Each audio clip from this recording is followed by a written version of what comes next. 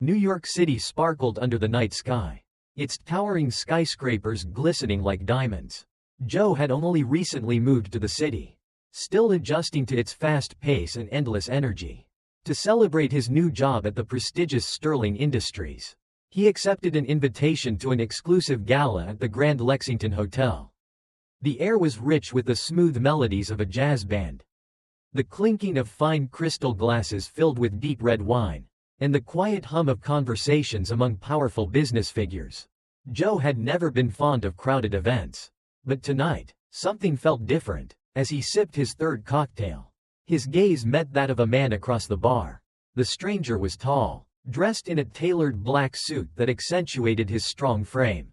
His chiseled features and piercing gray eyes held a mysterious intensity that made Joe unable to look away. The man smirked, raising his glass in a silent toast. Joe's pulse quickened, whether it was the alcohol or an unfamiliar boldness stirring within him. He found himself drawn to the stranger's quiet confidence. When the man finally approached, offering an invitation to step outside, Joe didn't hesitate. They strolled through the glowing city streets, the crisp night air charged with unspoken anticipation. Words were unnecessary, every glance, every brush of fingertips carried an undeniable pull. When the hotel room door finally closed behind them, Joe could only remember the warmth of breath against his skin, the weight of strong hands, and the kind of temptation that left no room for second thoughts. As morning sunlight filtered through the curtains, casting a golden glow on the bed, Joe stirred, his heart still racing from the night before. As the morning sun cast its warm glow through the sheer curtains, Joe stirred beneath the soft linen sheets. The memories of the night before lingered in his mind, the stolen glances, the electrifying touch, the way Alex's voice had sent a shiver down his spine. For a moment, he allowed himself to savor it, but as he turned toward the other side of the bed, he was met with emptiness. Alex was gone. Joe sat up, running a hand through his tousled hair. His pulse quickened, not with excitement this time, but with an odd sense of unease. The room was silent except for the distant hum of the city below. The only proof that last night had been real was the faint scent of cologne clinging to the pillows and the empty glass of whiskey left on the nightstand. Joe swung his legs over the edge of the bed and stood, his mind racing. Had Alex simply left without a word? It didn't seem like something he would do. There had been a connection, hadn't there? He wasn't imagining it. As he reached for his phone, a folded note caught his eye. It had been tucked beneath the glass, its edges crisp as if it had only just been placed there. With a deep breath, Joe unfolded the paper. Joe, I wish I had more time. There are things I can't explain right now. But you should forget last night. Please, don't look for me. It's safer that way. Alex. Joe's stomach twisted. The words were simple, but they carried a weight that unsettled him. He reread the note, hoping to find some hidden meaning between the lines. What did Alex mean by safer? For the rest of the day, Joe found himself distracted. At work, he could barely focus on the numbers flashing across his computer screen. His usual enthusiasm for his new job was replaced with an anxious energy he couldn't shake. Every time he passed a reflection, shop windows, subway doors, he half expected to see Alex behind him, watching. That night, sleep didn't come easily. He tossed and turned, replaying every moment of their encounter, searching for clues he might have missed. There had been something in Alex's eyes, a shadow beneath the confident exterior, a hesitation behind the smirk. By the time morning arrived, Joe had made a decision. He needed answers. Joe started at the only place he could, the Grand Lexington Hotel. He returned to the bar where they had first met, hoping the bartender might remember something. You were with that guy in the black suit, right? The bartender said, polishing a glass. Didn't think he was your type. Joe frowned. What do you mean? The bartender smirked. Let's just say, Alex isn't exactly known for long-term commitments. That didn't surprise Joe, but something still didn't add up. He pressed further. Do you know where I can find him? The bartender hesitated, then leaned in slightly. Look, I don't know much, but I've seen him meeting people here before. Important people, businessmen, politicians, the kind who don't want their names mentioned. Joe's heart pounded. Was Alex involved in something dangerous? He spent the next few days retracing his steps, checking every place they had walked that night. A high-end tailor's shop where Alex had briefly stopped to admire a window display. A quiet jazz lounge where they had stolen a moment away from the crowd. Each place felt like another piece of a puzzle Joe didn't yet understand. Then, just as he was starting to lose hope, he found something. A newspaper article, small, tucked away near the bottom of the business section. The headline sent a chill down Joe's spine. Sterling Industries under federal investigation for fraud and corruption. Joe's breath caught in his throat. Sterling Industries, his new employer. The company he had been so eager to join. And right there, in the accompanying photo, was Alex, standing beside one of the company's top executives, shaking hands like a man who belonged in their world. But there was something in his expression. Not confidence, not pride, fear. Joe sat back, heart racing. Everything suddenly made sense. The secrecy. The warning in Alex's note. The way he had disappeared without a trace. Alex hadn't just been a stranger at a bar. He was connected to something much bigger. And Joe was already in too deep. Joe sat frozen, his fingers gripping the newspaper so tightly that the edges crumpled. His mind raced, trying to piece together the puzzle. Alex wasn't just some mysterious stranger. He was involved with Sterling Industries. The very company Joe had just started working for. But in what capacity? And why had he disappeared so suddenly? A sense of dread settled over him. If Alex had warned him to stay away, then maybe Joe was already in danger without even realizing it. But that wasn't going to stop him. Joe knew he needed more information.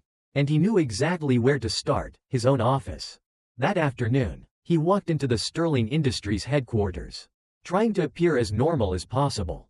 The sleek glass and steel building loomed over the city, a symbol of power and wealth. Inside, everything was pristine, polished floors, neatly dressed employees, an air of quiet efficiency. As he made his way to his desk, he caught sight of a familiar face, David Sinclair, one of the company's senior executives. He was the same man from the newspaper photo, the one shaking Alex's hand. Joe's stomach twisted. Trying to act casual, he approached a coworker, Sarah, who had been at the company for years. "Hey," he said, keeping his voice light, "I was reading something about Sterling in the news. That whole investigation. What's the deal with that?" Sarah hesitated, lowering her voice. "It's all hush-hush, but people are nervous. There's talk of shady financial deals. Offshore accounts. Some say Sinclair's at the center of it. But nothing's been proven." Joe nodded, his mind whirling. If Sinclair was involved, then what was Alex's role? He needed answers. That night, Joe took a different route home, still thinking through his next move. But as he turned onto a quieter street, the hairs on the back of his neck stood up. Someone was following him. He quickened his pace, his heart pounding. A glance over his shoulder confirmed it. 2 men, dressed in dark suits, moving steadily behind him. Panic surged through him, but he forced himself to stay calm. Ducking into a side alley, he pressed himself against the wall, barely daring to breathe. The footsteps grew louder. Then, just as the men reached the alley, a voice called out from the street. "Hey!" He went that way. Joe recognized the voice instantly. "Alex!" The men hesitated, then took off in the opposite direction. Joe turned, and there he was, Alex, slightly out of breath, his dark eyes scanning the alley before locking onto Joe's. "You shouldn't be here," Alex said, his voice low. Joe exhaled sharply. "You disappeared. You left that note. What the hell is going on?" Alex hesitated, then grabbed Joe's wrist, pulling him deeper into the alley. "It's not safe to talk here. Come with me." They ended up in a dimly lit diner, the kind that stayed open all night and didn't ask too many questions. Alex ordered coffee but barely touched it, his fingers drumming against the table. Joe leaned in. "Tell me the truth, Alex. Are you involved in this investigation? Are you in trouble?" Alex sighed, running a hand through his hair. "I'm not who you think I am, Joe." Joe crossed his arms. "Then who are you?" For a moment, Alex just stared at him. Then, he lowered his voice. "I work for the government. I was undercover at Sterling Industries, trying to expose their illegal operations. I got too close. Now they're onto me." Joe's breath caught. "So the men following me, they were looking for me," Alex confirmed. "And now that you've been asking questions, they're looking at you too." Joe sat back, trying to process everything. Why didn't you tell me before? Alex gave a humorless laugh. I didn't expect to meet someone like you that night. And I definitely didn't expect you to go looking for me. His expression softened. I was trying to protect you. Joe swallowed hard. Well, it's a little late for that, isn't it? Alex's jaw tightened. That's why you need to disappear for a while. Walk away from Sterling. Stay out of this. But Joe knew he couldn't. Not now. He leaned forward, determination in his eyes. I want to help. Alex looked at him, something unreadable in his gaze. Then, after a long pause, he nodded. Then we have to be smart about this. The fight wasn't over. It was just beginning. Joe knew his life had just taken a turn he could never have predicted. A few days ago, he was just another employee at Sterling Industries, filing reports and sipping coffee in a sleek office. Now, he was sitting across from a government agent who had just told him his life was in danger. Alex's warning rang in his ears. Walk away. Stay out of this. But Joe had never been good at walking away from things that mattered. He studied Alex, whose usually sharp expression was now clouded with concern. If Sterling is as corrupt as you say, how close are you to exposing them? Alex exhaled, rubbing a hand over his face. Not close enough. I was working with someone on the inside, a whistleblower. They had proof, emails, transaction records, everything we needed, but then they disappeared. No contact, no trace. I think Sinclair's people got to them. A chill ran down Joe's spine. And now they're after you. Alex nodded. And possibly you, now that you've been asking too many questions. Joe swallowed hard, but his resolve didn't waver. Then we need to find that proof before they find us. The next morning, Joe walked into Sterling Industries as if nothing had changed. But everything had. His office now felt like enemy territory. Every glance from a coworker felt like a silent accusation. He sat at his desk and pulled up the company database. If Sterling was laundering money, there had to be a trail. He typed in a few key searches. But access to financial records was restricted. His heart pounded. He needed a way in.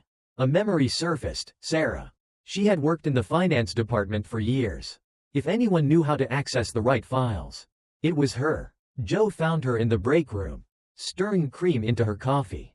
He took a deep breath and approached. Hey, Sarah, he said casually. Quick question. I'm trying to pull some old budget reports, but they're locked behind admin access.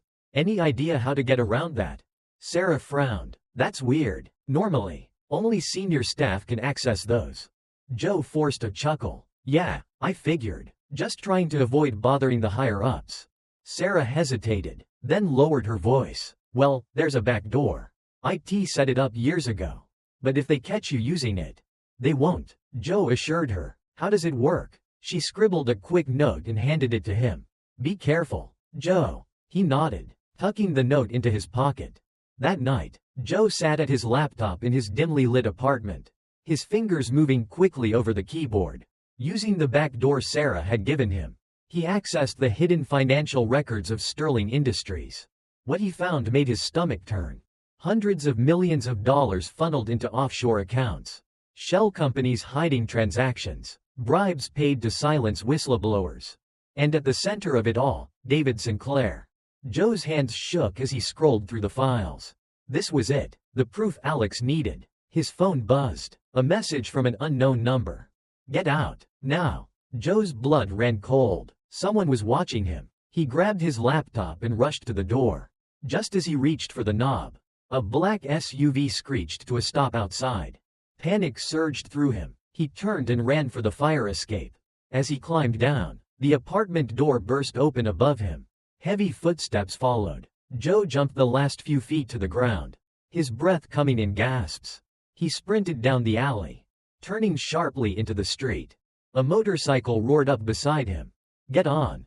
Joe didn't hesitate. He swung onto the bike behind Alex, who gunned the throttle. The SUV screeched behind them, but Alex weaved through traffic, leaving it behind. As they sped away, Joe clung tightly to Alex, his mind racing. They had the proof, but now, they were running for their lives.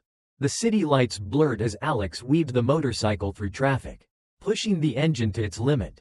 Joe held on tightly, his heart hammering against his ribs. Behind them, The black SUV was still in pursuit, its headlights cutting through the darkness like a predator hunting its prey. "We need to lose them," Joe shouted over the roar of the engine. "I'm working on it." Alex gritted through his teeth. He made a sharp turn down a narrow alley, barely squeezing past a row of dumpsters.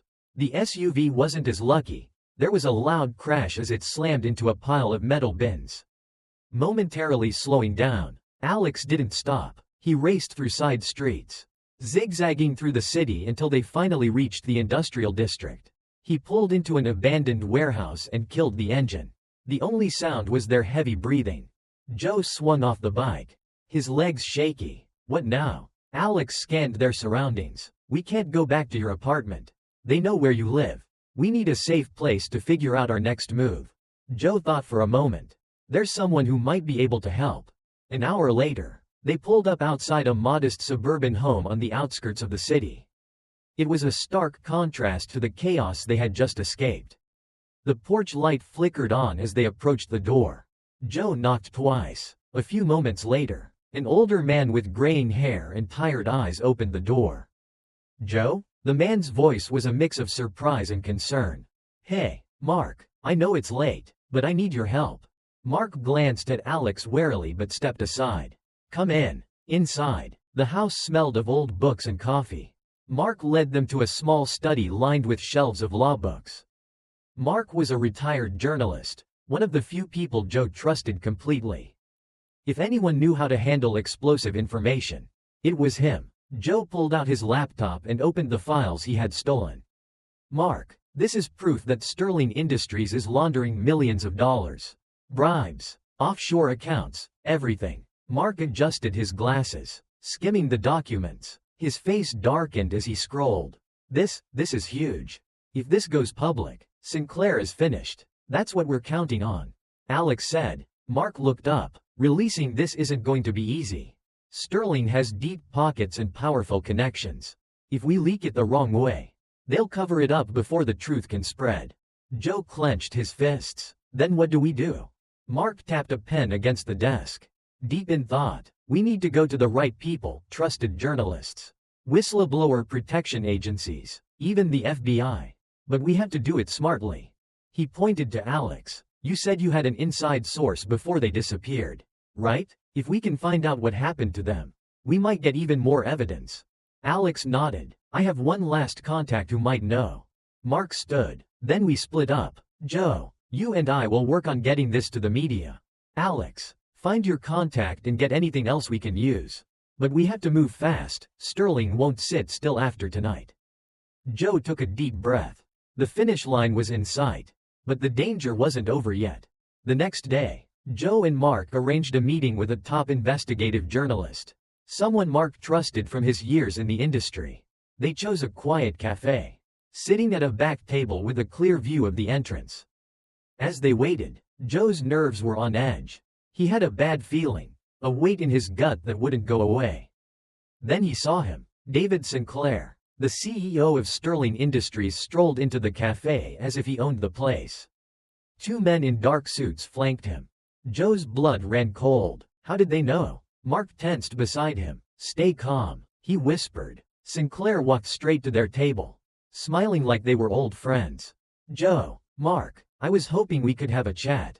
Joe's hands clenched into fists. "You've been following us." Sinclair chuckled. "Of course. Did you really think I wouldn't?"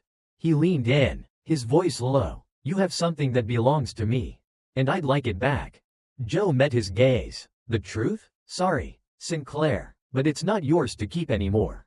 Sinclair sighed, shaking his head. "You're making a mistake. Joe, I can make this all go away. A little money, a little influence, you walk away free. No harm, no foul." Joe didn't flinch. "And if I say no?" Sinclair's smile vanished. "Then you won't walk away at all." The two men beside him shifted slightly, their hands hovering near their jackets. Mark tensed. Joe's mind raced. They needed an escape, fast. And then, like an answer to a silent prayer, the door burst open. "Alex!" He stormed in, gun drawn. "Step away from them, Sinclair." Chaos erupted. The cafe patrons screamed and ducked for cover. Sinclair's men reached for their weapons. But Alex was faster. A warning shot shattered a nearby window. "Drop it," Alex barked. Sinclair's men hesitated. Mark grabbed Joe's arm. "We need to go, now." They bolted for the back exit. Alex covered their escape, backing out slowly before disappearing into the alley with them. Breathless, Joe turned to him. "How did you find us?" Alex smirked. "You're not the only one with sources." Joe looked back at the cafe. Sinclair wasn't going to stop. But neither were they. The fight wasn't over yet. To be continued?